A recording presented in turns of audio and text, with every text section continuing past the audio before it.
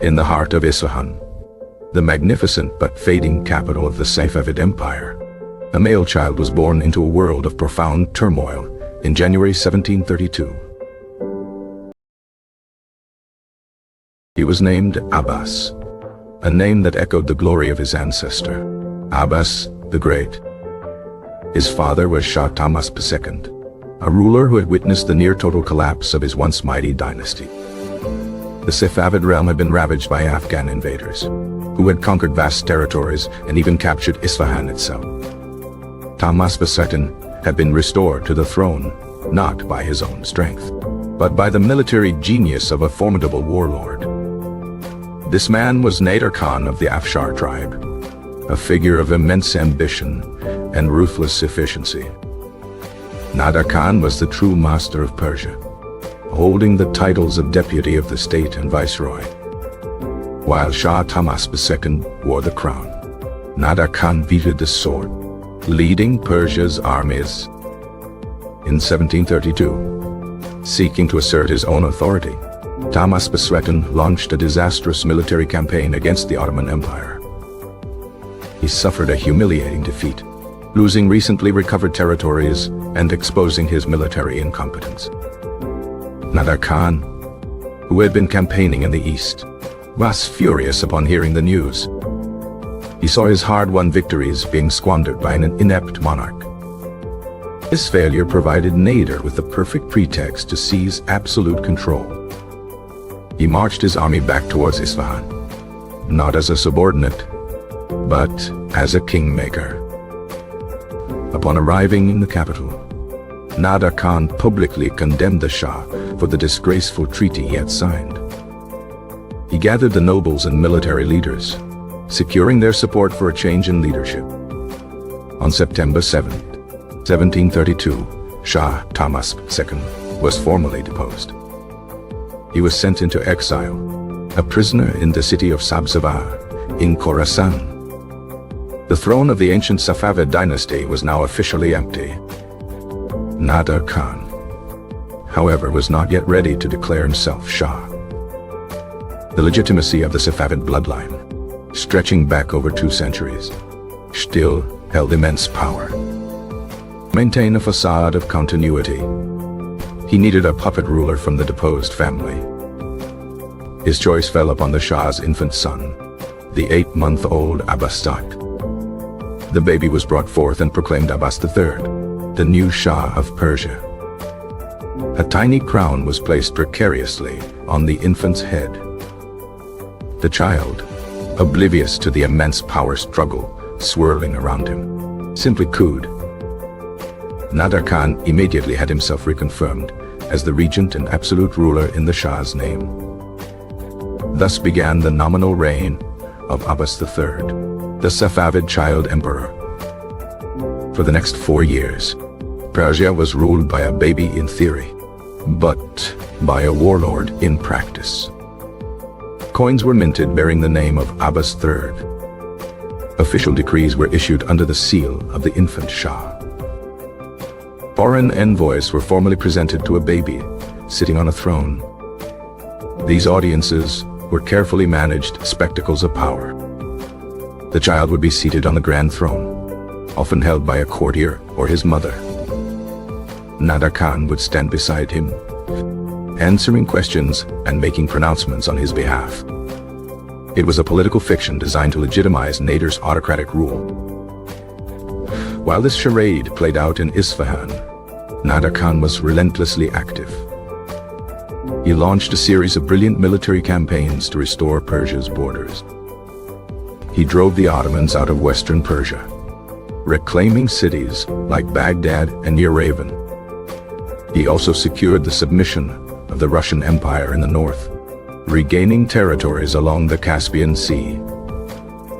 Each victory enhanced Nader's prestige and power.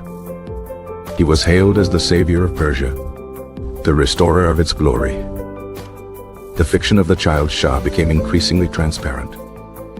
Everyone knew who held the real authority.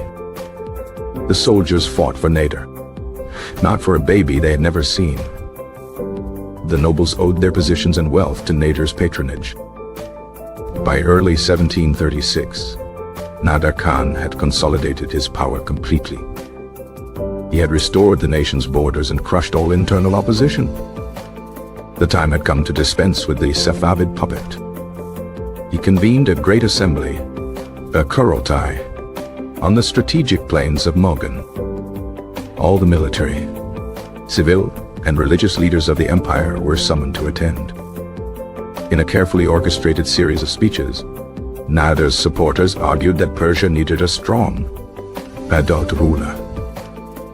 They praised Nader's achievements and declared him the only man fit to rule.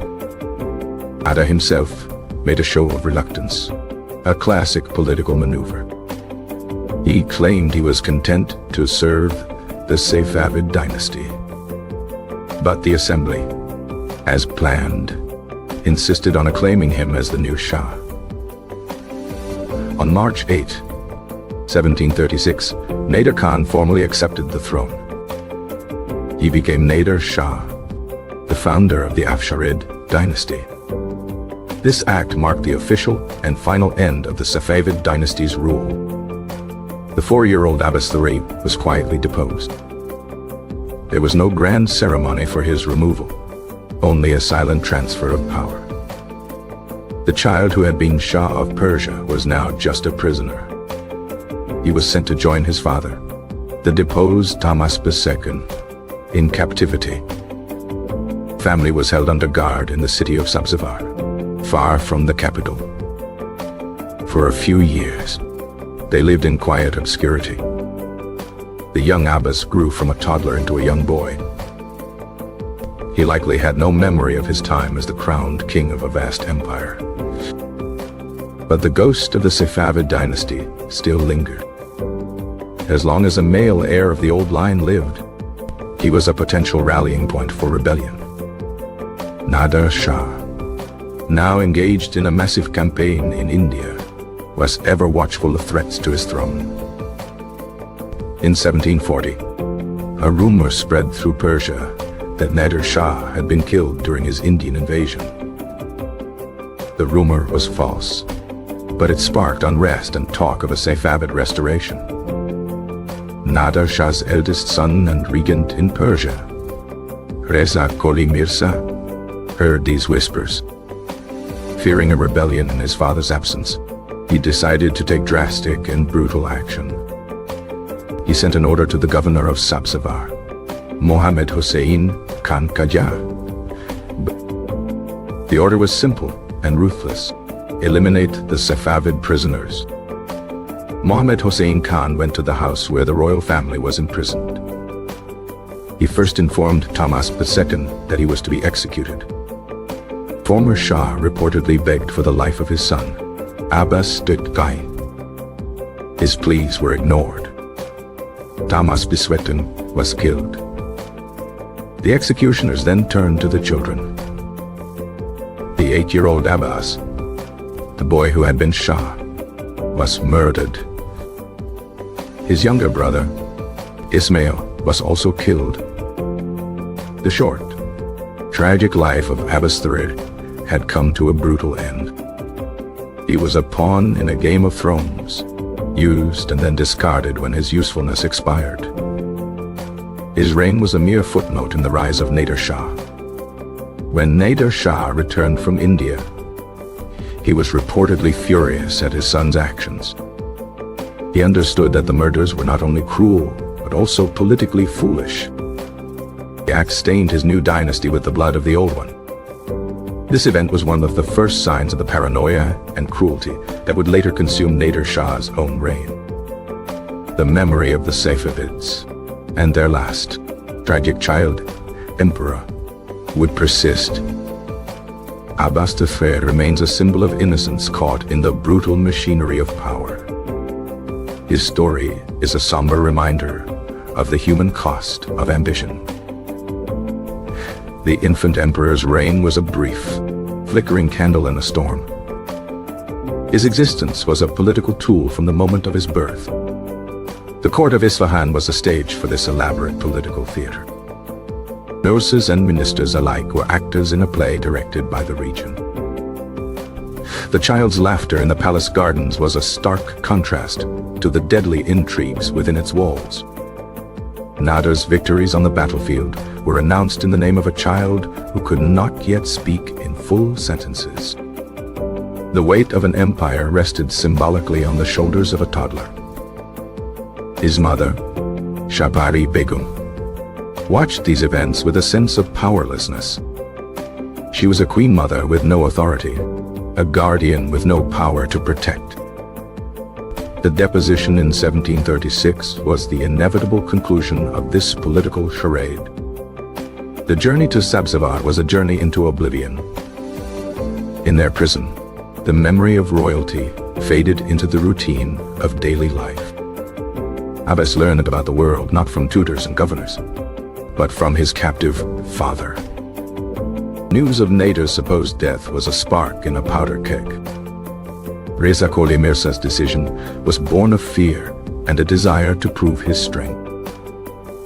The governor of Sabzavar was a man caught between his duty and his conscience.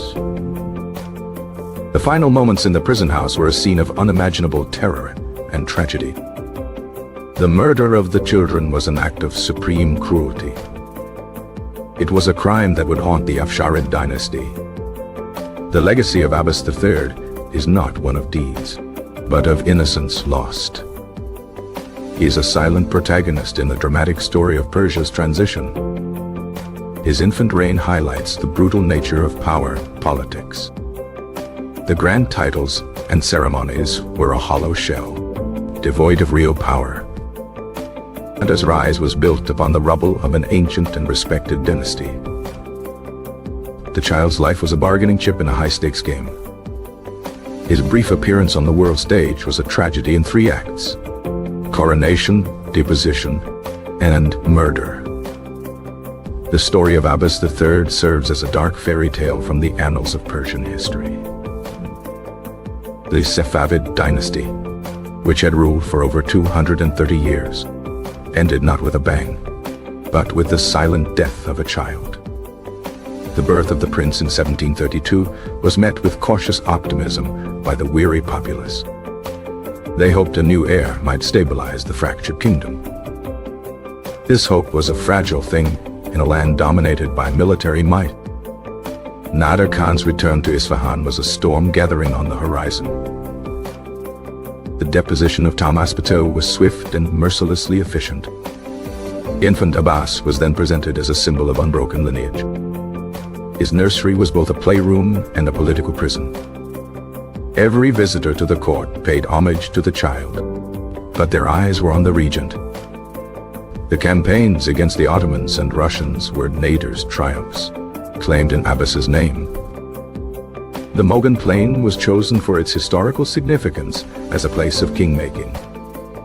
Nader's feigned reluctance was a masterful piece of political theater. The acclamation was unanimous, a carefully engineered consensus.